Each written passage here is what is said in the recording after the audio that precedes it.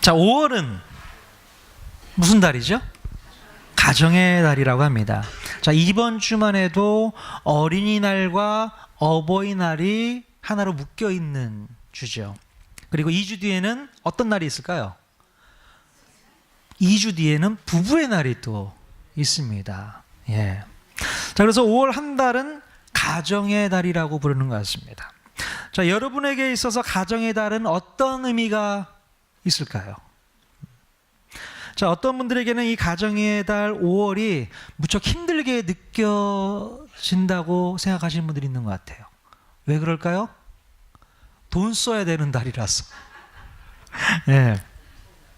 기념일 때마다 그냥 넘어갈 수 없으니 그때마다 거금 써야 되고, 또 생각지도 못했던 청첩장이 또 날라오잖아요, 5월달은. 자, 그때 또 금전적으로 지출을 해야 되기 때문에 많이 부담스러운 달이기도 한 것 같습니다. 자, 특별히 오늘은 어린이날. 예, 보통 교회에서는 어린이 주일로 지키고 있습니다. 자, 우리 통하는 교회에서도 어린이들이 몇 명 출석하고 있는 게 너무 감사해요. 어른들만 있으면 얼마나 삭막했을까. 아이들이 그래도 있으니까 교회 분위기가 밝아지고요, 평균 연령도 낮아지는 겁니다. 자, 그래서 우리 아이들에게 사랑의 표현을 조금 해드렸어요. 물론 작은 선물이지만 우리 성도들의 마음을 담아 전할 수 있으니 참으로 감사합니다. 자, 우리 아이들에게 교회에 대한 좋은 기억과 추억들이 많이 남아있으면 좋겠습니다. 우리 쌍둥이 아름이 다은이가요, 아까 얘기를 들어보니까 엄마 손 붙잡고 걸어오는 연습을 이번 주에 2번 정도 했다고 합니다. 예. 계속 뭐 차를 타고 오거나 유모차를 끌고 왔는데 이제 걸어왔다고요. 예. 오늘도 교회 온다고 하니까 힘차게 엄마 손 붙잡고 걸어왔다고요. 아빠는 오늘 출근해서 못 왔고. 예. 아무튼 감사해요. 예. 여러분들이 우리 아이들에게 사랑과 관심을 많이 표현해 주시면 우리 아이들이 나중에 성장해서 다음 세대를 이끌어갈 바로 통하는 교회의 기둥으로 세워지게 될 줄로 믿습니다. 그런 의미에서 오늘 우리 아이들에게는 돈가스가 제공될 예정입니다. 자, 어글탕집에서는 돈가스도 판다고 하더라고요. 자, 우리 통하는 교회는 주일에 아이들이 성경 공부를 할 수 있는 여건이 되지 않습니다. 그래서 주중에 화요일과 목요일에 오후에 모여서 성경 공부를 실시하고 있습니다. 화요일에는 초등학교 학생들 아이들을 모아놓고 통성경학교 진행하고 있고요. 목요일 저녁에는 우리 고등학생 아이들 몇 명 데리고 크리스천 베이직 공부를 실시하고 있습니다. 물론 저희 집 아이들이 줄을 이루고 있지만 앞으로 더 많은 아이들이 함께 공부함으로 말미암아 이 공부가 더 풍성하게 이루어질 수 있기를 소망합니다. 자, 그런데요, 물론 이렇게 교회에서 아이들의 이 신앙 교육을 위해서 훈련하고 있지만 이 교회 교육만으로 우리 아이들을 맡겨놓고 끝나버리면 안 된다는 겁니다. 자, 우리 아이들의 신앙 교육은 당연히 교회에서 실시해야 하는 것이 맞지만 더 중요한 것은요, 바로 각 가정에서 우리 아이들의 신앙 교육이 분명하게 이루어져야 한다는 것이죠. 자, 교회에서 가르치는 성경 공부는 일주일에 1시간 정도밖에 진행할 수는 없습니다. 자, 그렇다면 그것으로 우리 아이들의 신앙 교육을 만족할 수 있겠어요? 예. 일주일에 한 번 하는 것으로 신앙 교육을 만족할 수 있겠냐는 거예요. 그렇지 않죠. 각 가정에서 우리 아이들에게 신앙 교육을 실시해 줘야 되는 겁니다. 자, 그런데 이 가정에서 신앙 교육을 한다는 것이요, 쉽지가 않습니다. 어려워요. 왜 그렇습니까? 부모가요, 너무 바쁘다 보니까 아이들에게 신경 쓸 여력이 없다는 것입니다.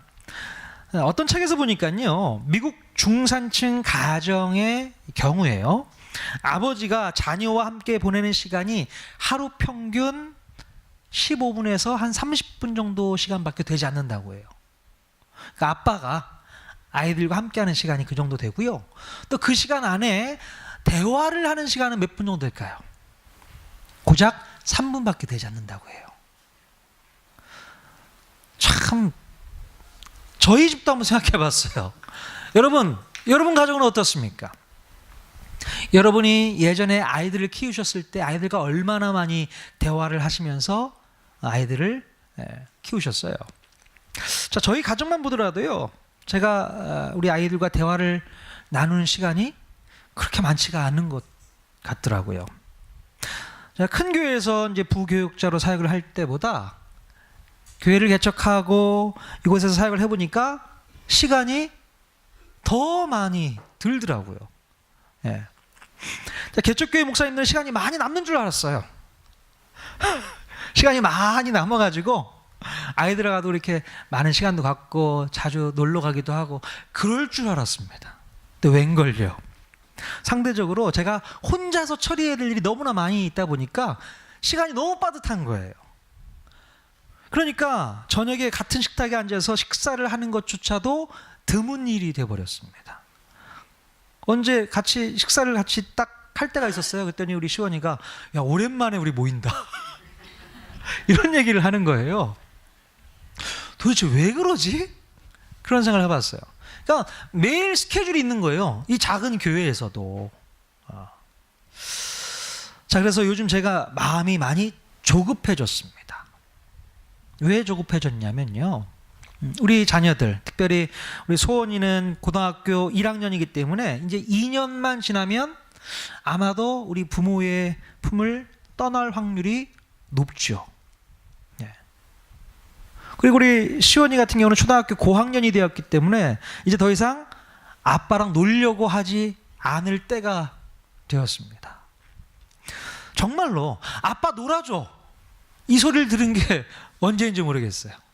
그치 시원아? 요즘에 아빠한테 놀아달라는 얘기 잘 안 하잖아. 예, 시원이가요, 이제는 아빠가 바쁘니까 그냥 포기해버린 것 같아요. 포기해버렸어. 그냥 친구들과 놀기에 바빠버려요. 자, 그래서 제 마음 가운데 이게 나중에 이제 후회가 될까 봐서요, 조급해지는 거죠. 시간을 쪼개서 좀 더 아이들과 시간을 좀 나눠야겠다, 그런 생각을 계속 하게 됩니다. 시간을 좀 더 쪼개보자. 그래서 피곤하고 지쳐도 아이들과 함께 놀아줄 수 있는 시간, 대화할 수 있는 시간을 가져야겠다라는 생각들을 또 이 말씀을 준비하면서 갖게 되었고, 그 전부터 있었는데 그게 너무 안 되니까 속상하더라고요. 그래도 나름 감사한 것은 매주마다 우리 아이들에게 성경 공부를 직접 가르칠 수 있다라는 것이 저에게는 큰 좋은 기회가 된다고 생각을 했습니다. 화요일에는 우리 시원이와 또 친구들 함께 통성경 공부 진행하고 있고요. 목요일은 우리 소원이와 또 아는 언니 몇 명과 같이 성경 공부를 하고 있거든요. 그러니까 제가 직접 아이들에게 공부를 가르칠 수 있으니까 그게 저에게는 너무 큰 기회가 된다고 생각을 하게 되었어요. 자, 지난 겨울에 우리 소원이랑 대화할 수 있는 시간이 있었습니다. 그러니까 중학교 졸업하고 고등학교 올라가기 전에 시간이 많이 남잖아요. 그래서 소원이와 함께 단 둘이서 커피숍에 가서 난생 처음 차를 마시면서 이야기를 하게 되었습니다. 깊은 이야기를 나눴어요. 근데 깜짝 놀랄 만한 소리를 제가 듣게 됩니다. 우리 소원이가 저에게 뭐라고 얘기를 하냐면, 아빠, 나는 성경이 궁금하지가 않아. 재미가 없어. 아빠 설교 이해도 안 돼. 충격을 먹었어요, 제가. 대운교에 있을 때는 뭐 중등부 모임이 있으니까 그곳에서 이렇게 공부를 하잖아요. 근데 개척교회에 와서 보니까 아빠 설교를 매번 들어야 되고 성경이 궁금하지 않다는 말에 제가 아주 충격을 먹었습니다. 당연히 목사님의 자녀들은 하나님 말씀으로 또 기도로 잘 따라오는 줄 알았습니다. 웬걸요? 그렇지 않은 모습을 본인 입을 통해서 얘기를 하는 거예요. 제가 그다음부터 기도를 했습니다. 새벽마다 우리 자녀를 위해서 기도할 수밖에 없었어요. 기도해야겠다. 지금 몇 주가 지났습니다. 이제 고등학교 입학을 하고 나서 우리 손이가 저한테 오더니 갑자기 어떤 말을 하냐면, 아빠 성경 공부해야 될 것 같아. 이런 얘기를 하는 거예요. 깜짝 놀랐어요. 제가 곰곰이 생각해 보니까 제가 우리 소원이에게 했던 이야기가 있었습니다. 우리 소원이가 음악을 좀 공부를 하고 싶어 합니다. 작곡도 하고 싶고, 그래서 곡을 만들어서 사람들에게 위로를 주고 또 뭔가 격려를 할 수 있는 그런 곡을 좀 만들고 싶어 하는 그런 꿈이 있어요. 제가 그럴 때 이제 어떤 얘기를 했냐면, 그분들에게, 사람들에게 너의 음악을 만들어서 펼칠 때에 메시지가 있어야 될 텐데 어떤 메시지도 그에게 다가갈 거냐, 그런 얘기를 한 적이 있습니다. 그렇죠. 어떤 철학과 어떤 가치관과 어떤 메시지로 사람들에게 다가갈 거냐, 그게 정말 중요한데 그 컨텐츠가 없다면 아무것도 할 수 없는 거잖아요. 곰곰이 생각했던 것 같습니다. 그래서 그 메시지를 성경에서 찾아야겠다라는 생각을 했던 것 같습니다. 그래서 갑자기 저한테 찾아오더니 성경 공부를 하고 싶다는 얘기를 하면서 제 마음 가운데 하나님께서 기도 응답을 해주셨다라는 생각을 해보게 되었어요. 기회가 얼마 안 남았습니다. 이제 고등학교 3학년 되면 너무 바쁠 거 아니에요. 성경 공부할 시간도 없을 겁니다. 또 제가 데리고 있는, 품 안에 데리고 있을 시간도 얼마 되지 않습니다. 그 기간 동안만큼은 제가 어떻게 해서든 하나님 말씀을 넣어주고 싶은 거예요. 이 땅을 살아가면서 정말 평생 동안 붙잡고 있어야 될 하나님 말씀, 그 말씀이 우리 아이들 마음 가운데 깊이 박힐 수 있도록 하나님께서 저에게 사명을 주셨습니다. 그냥 사회에 내보낼 수 없잖아요. 계속적인 기도를 통해서 우리 자녀들에게 하나님 말씀으로 잘 양육하고 싶다라는 마음의 꿈이 생겼어요. 저희 가정뿐만 아니라 여러분 가정마다 이런 꿈들이 있었으면 좋겠습니다. 우리 애들은 다 컸는데, 아니요, 여러분 손주들 있잖아요. 손주들에게 그런 꿈을 넣어주셔야죠. 우리 아름이 다은이 그 마음 가운데도 그 꿈을 넣어주셔야 되는 겁니다.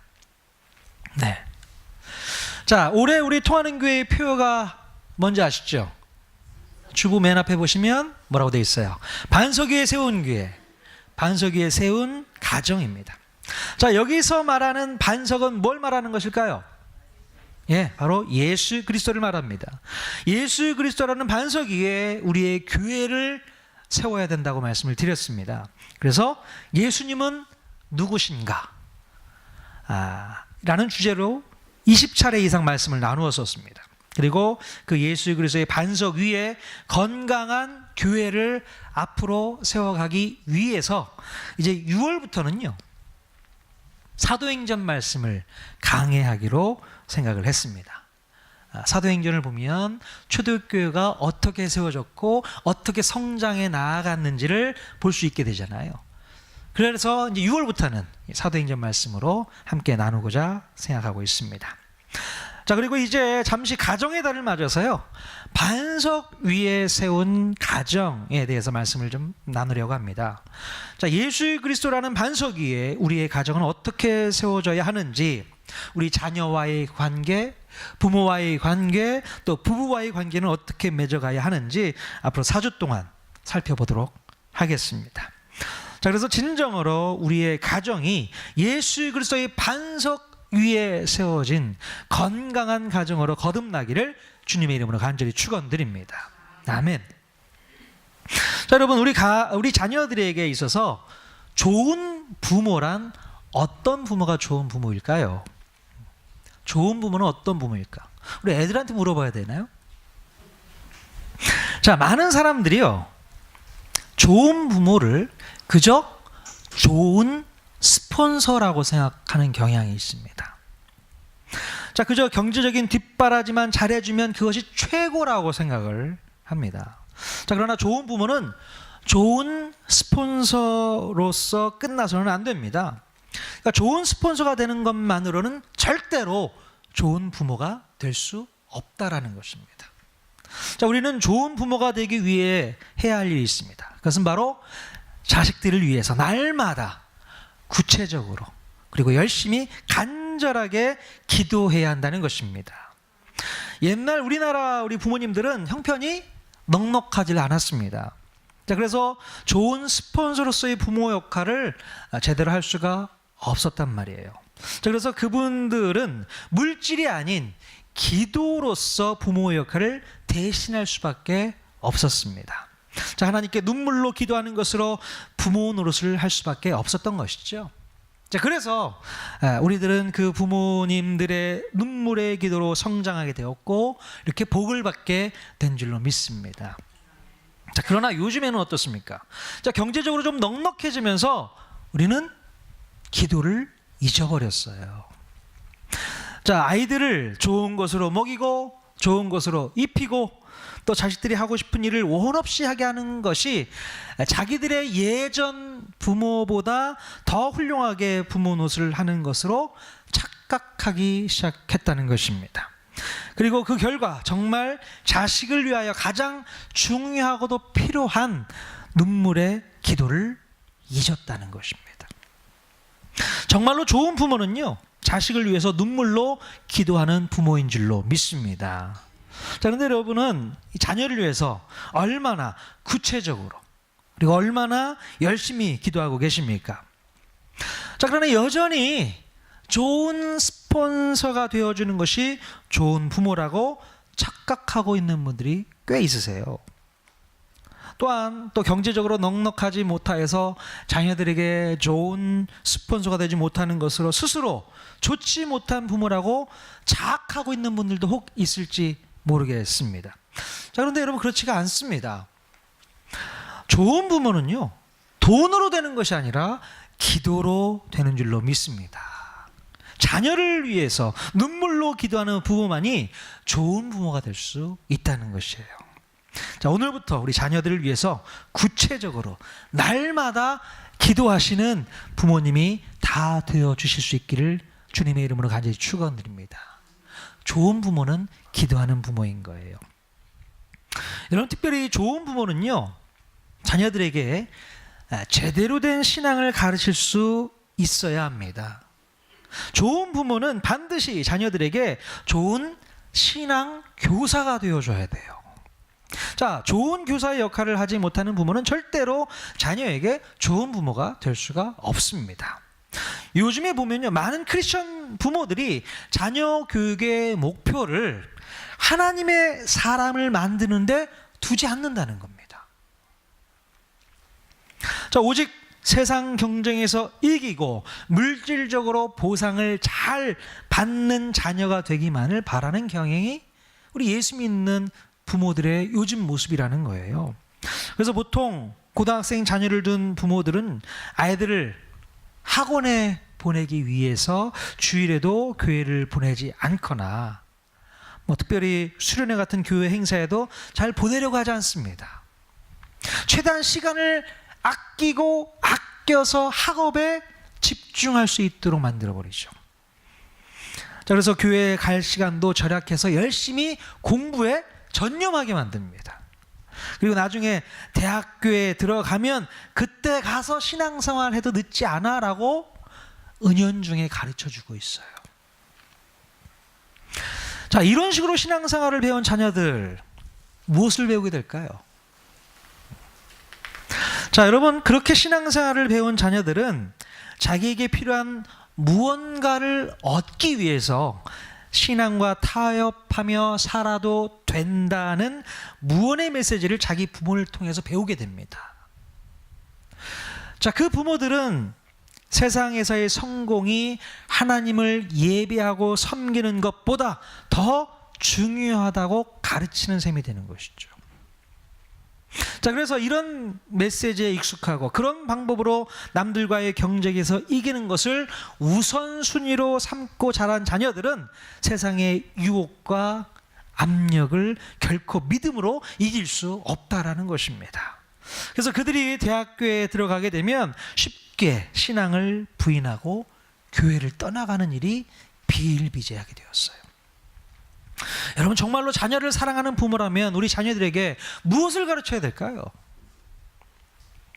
자, 그것은 바로 우리 삶 가운데 진정한 행복이 무엇인지를 우리 아이들에게 가르쳐 줄 수 있어야 되는 거예요. 예. 정말 행복이 뭐냐? 자, 성경에 기록되어 있습니다.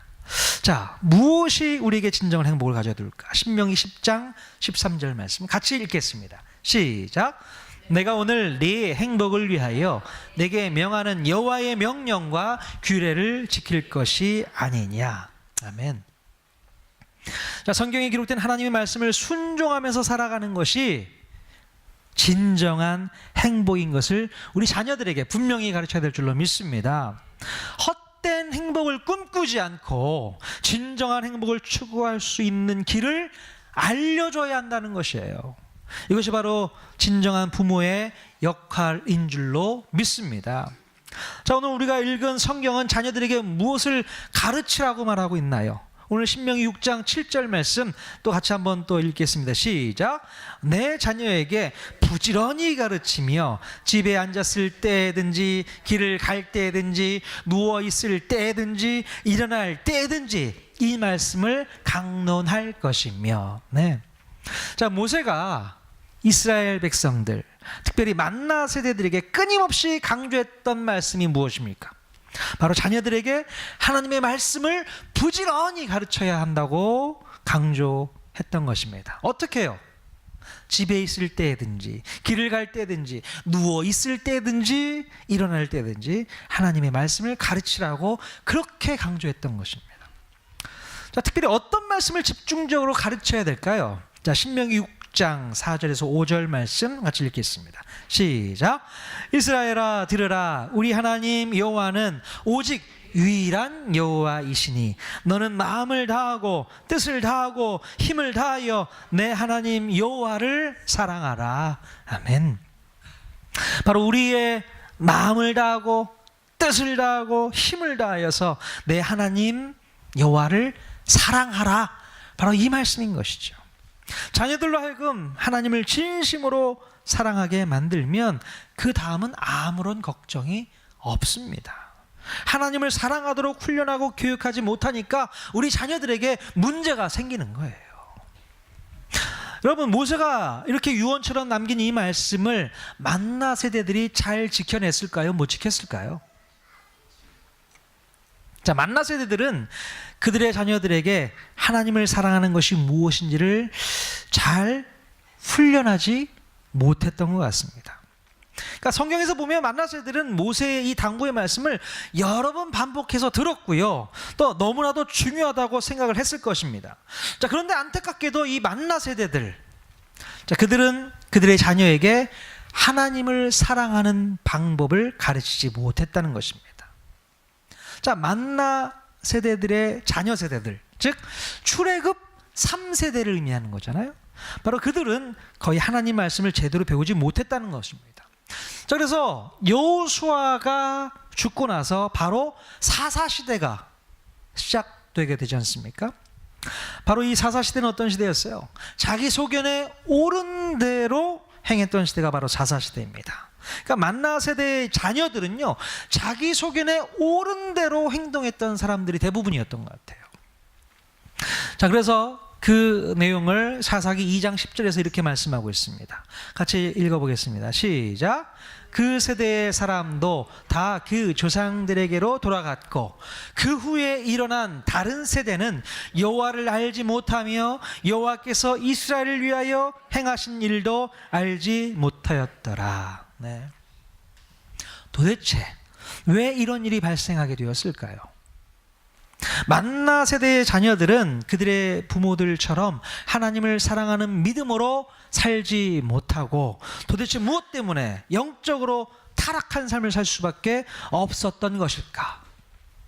자, 그것은 바로 만나 세대들이 가나안 땅 정복 전쟁을 치르느라 자녀 교육에 소홀했다는 것입니다. 한마디로 먹고 살기가 너무 바빴기 때문에 자녀들에게 신앙교육을 제대로 시키지 못했다라는 것이에요. 하나님을 사랑한다는 것이 무엇인지, 제사장 나라가 어떤 나라인지, 하나님의 말씀대로 순종하는 것이 무엇인지, 또 세상 가운데 어떤 모습으로 살아가야 되는 것인지 만나 세대들은 너무 바쁜 나머지 그 자녀들에게 가르치지 못하고 방치해버렸다는 것입니다. 자, 만나 세대 자신들은요, 모세를 통해서 40년 동안 광야에서 많은 교육을 받았다는 거예요. 얼마나 많은 교육을 받았습니까? 그들은 모세로부터 충분히 교육을 잘 받았기 때문에 바로 제사장 나라의 백성다운 모습을 갖출 수가 있었어요. 하나님을 사랑하는 것이 무엇인지 잘 알고 있었기 때문에 하나님 말씀에 늘 순종했고, 그 말씀에 순종하는 삶을 살았기 때문에 요단강을 건널 수 있었고, 여리고 성벽을 무너뜨릴 수 있었고, 또 가나안 땅에 31명의 왕들을 무찌를 수가 있었다는 것입니다. 자, 이것이 바로 모세가 만나 세대를 하나님의 말씀으로 잘 가르쳤던 열매이고 결과물이었잖아요. 자, 그런데 정작 그들의 자녀들에게는 하나님의 말씀을 제대로 가르치지 못했다는 것입니다. 자, 왜 그랬습니까? 왜 그랬다고요? 먹고 살기가 너무 바쁘고 힘이 드니까 자녀 교육은 뒷전이었다는 것입니다.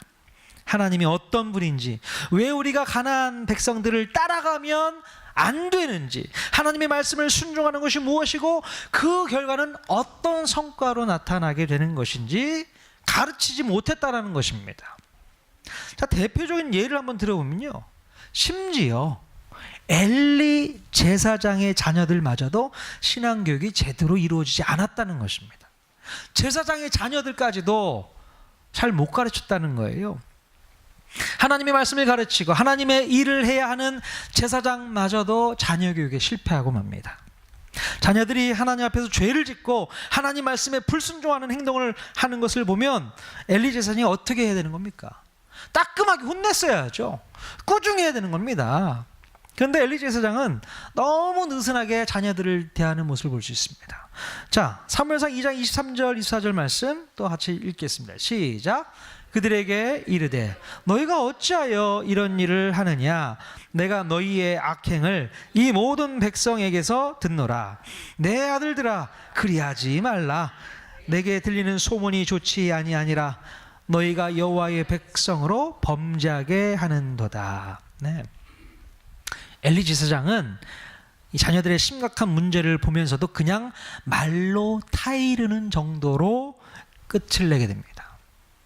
정확하게 어떤 문제가 있고 어떤 잘못을 했는지 분명하게 말해주고 분명하게 회개할 수 있는 기회를 주었어야 되는 거예요. 그런데 엘리 제사장은요, 그 시대적 상황에 편승해서 자식들을 호되게 꾸중하지 못했다는 것입니다. 하나님을 사랑하는 것이 무엇인지, 무엇이 옳고 그런 행동인지를 분명하게 알려줬어야 되는데 그러지 못했다는 거예요. 여러분, 잠언 말씀 보면 우리 자식들을 어떻게 교육해야 할지를 분명히 말씀해 주고 있습니다. 우리 잠언 말씀 살펴보겠어요. 13장 24절 같이 읽겠습니다. 우리 빨간 글씨는 강하게 읽어주셔야 됩니다. 시작. 매를 아끼는 자는 그의 자식을 미워함이라. 자식을 사랑하는 자는 근실이 징계하느니라. 예, 아멘 하셨습니다. 자, 매를 아끼는 자는 그 자식을 미워함이라. 그러니까 매를 어떻게 하라는 얘기예요? 때리면서 가르치라는 얘기인가요? 자, 자식을 사랑하는 자는 근실이가 뭡니까? 게으르지 않게 징계해야 한다는 것입니다. 지금 엘리 제사장이 이걸 못하고 있는 거예요. 자, 잠언 29장 15절 말씀 또 읽습니다. 시작. 채찍과 꾸지람이 지혜를 주거늘 임의로 행하게 버려둔 자식은 어미를 욕되게 하느니라. 네. 채찍과 꾸지람이 또 있어야 된다는 거예요. 잠언에서 하고 있는 말씀입니다. 자, 29장 17절에도 이런 말씀이 있어요. 같이 읽겠습니다. 시작. 내 자식을 징계하라. 그리하면 그가 너를 평안하게 하겠고 또 내 마음에 기쁨을 주리라. 예. 자, 엘리 제사장이 이 말씀을 읽었어야 되는데, 근데 안타깝게도 이 잠언 말씀은 나중에 솔로몬이 쓰게 되잖아요. 자, 결국 엘리 제사장과 엘리의 두 아들들은 하나님의 심판을 받게 되고 결국 비참한 최후를 맞이하게 되는 것을 볼 수 있게 됩니다. 너무나도 안타깝죠. 하나님의 말씀을 붙잡고 있었던 제사장의 가족이 완전히 몰락하게 되는 모습을 볼 수 있게 됩니다. 자, 이렇게 자녀들을 방치하고 징계하지 않는 것도 문제입니다. 하지만 반대로 자녀들을 훈련하고 양육한다는 명목으로 자녀들의 마음에 상처를 주는 경우도 있어요. 어떤 경우가 있습니까? 아까 채찍이 어떻고 징계가 어떻고 하면서 혼낼 때가 있잖아요. 근데 그것이 자녀들에게 또 상처로 다가올 때가 있다는 것입니다. 자, 에베소서 6장 4절 말씀 같이 읽겠습니다. 시작. 또 아비들아 너희 자녀를 노엽게 하지 말고 오직 주의 교훈과 훈계로 양육하라. 예. 자, 이 말씀에서 볼 때 부모가 자녀들을 노엽게 한다는 말이 무슨 뜻일까요? 노엽게 한다. 자, 그것은 바로 우리 자녀들에게 상처를 주는 말과 행동을 조심하라는 뜻입니다. 특히 우리 부모들은요, 옳고 바른 말로 자녀들을 가르치고 꾸중할 때에 자녀들의 마음을 기분 나쁘도록 표현하는 은사들이 있어요. 아니, 바른 말이고 좋은 말이고 꼭 해야 될 말인데 우리 자녀들이 들을 때에 아주 기분 나쁘게 하는 은사가 있다니까요. 물론 따끔한 가르침과 꾸중은 필요한 것이지만 이 부모의 말 표현이 너무 서툴러서 오히려 자녀들로 하여금 기분을 상하게 만들고 상처를 주는 말이 난무할 때가 너무나도 많이 있습니다. 그리고 감정적으로 자녀들을 대하고 꾸중하는 경우가 많아요. 바로 이때 우리 자녀들은 마음의 상처를 받게 되고 노여움을 사게 된다는 것입니다. 저도 가끔 그럴 때가 있는 것 같습니다. 예. 감정적으로 대할 때가 있잖아요. 화를 돋굴 때 화가 나면 어때요? 화를 풀어버리잖아요. 이게 문제라는 거죠. 이런 부모의 모습이 자녀들에게 노여움을 사게 만든다는 것입니다. 문제죠. 자, 그래서 바울은 에베소서에서 어떻게 자녀들을 양육하라고 말씀하고 있습니까? 오직 주의 교훈과 훈계로 양육하라고 말씀하고 있어요. 도대체 이 말씀은 어떤 의미로 쓰여진 말씀일까요? 주의 교훈과 훈계란 무엇일까? 우리가 매 주일마다 교회에 아이들을 보내고 성경을 읽히고 기도하게 하고 가정 예배를 드리면 주의 교훈과 훈계로 양육하는 것입니까? 여러분, 그것보다 더 중요한 것이 있습니다. 그것은 바로 가정의 분위기인 거예요. 가정의 분위기. 자, 우리들 가운데 예수를 믿는 가정이지만 이 가정의 분위기가 유교적인 가정이 너무나도 많이 있습니다. 자, 감사와 기쁨과 사랑과 칭찬은 없이 언제나 야단치고 잔소리하고 강요하는 분위기가 넘쳐나는 가정이 얼마나 많이 있는지 모르겠어요. 유교적인 가정 분위기예요. 그래서 자녀들이 상처를 받고 노여워하고 화가 나는 거예요. 자녀들 마음 가운데도. 자, 부모가 이중적인 모습이라고 느낄 뿐 부모의 신앙이 그렇게 좋다고 생각하지를 못한다는 것입니다. 부모가요, 예수 잘 믿어라 잘 믿어라 노래를 불러도 빗나가는 자녀들이 생기는 이유가 바로 여기 있는 것입니다. 아무리 부모가 너 교회 나가야 돼, 신앙생활 잘해야 돼, 그런 얘기를 노래를 불러도요, 우리 자녀들은 그것을 고지 듣질 않습니다. 벌써 접어둔 거예요. 부모님의 신앙, 믿음이 이거 아니라는 거죠. 아이를 생각할 때는. 자, 여러분의 가정의 분위기는 어떻습니까? 가정 분위기. 늘 야단치고 잔소리하고 강요하는 분위기를 꾸준하게 유지하고 계십니까? 아니면 가정에서 격려의 말, 칭찬의 말, 사랑의 말, 감사의 말이 풍성하게 사용되고 계십니까? 여러분의 가정에서 가정의 분위기를 주도하는 사람이 누구일까요? 우리 자녀들의 가정의 분위기를 주도할까요? 절대 그렇지 않습니다. 가정의 분위기를 주도하는 것은 우리 부모잖아요. 부모가 그 가정의 분위기를 주도합니다.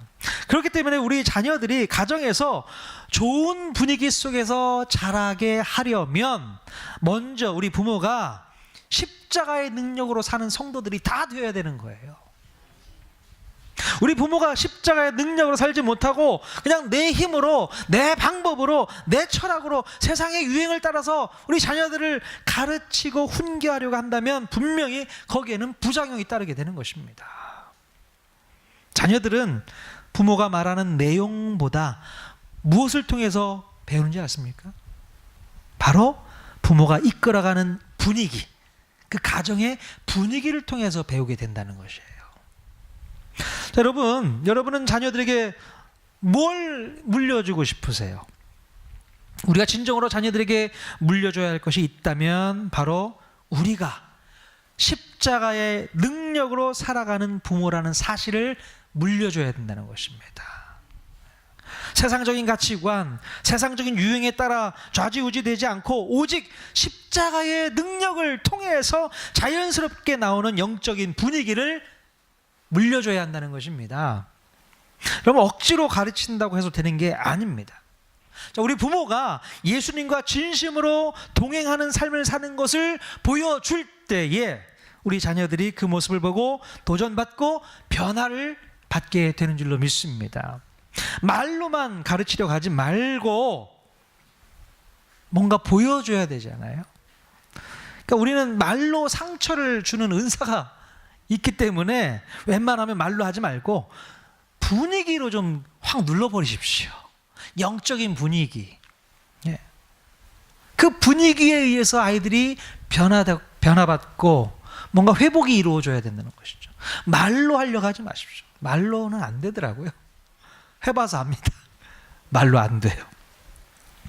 주님과 동행하는 삶이 무엇인지, 주님을 믿는 믿음과 신앙이 무엇인지 우리 자녀들이 여러분을 통해서 직접 볼 수 있도록 여러분을 통한 시청각 자료를 한번 활용해 보실 수 있기를 바랍니다.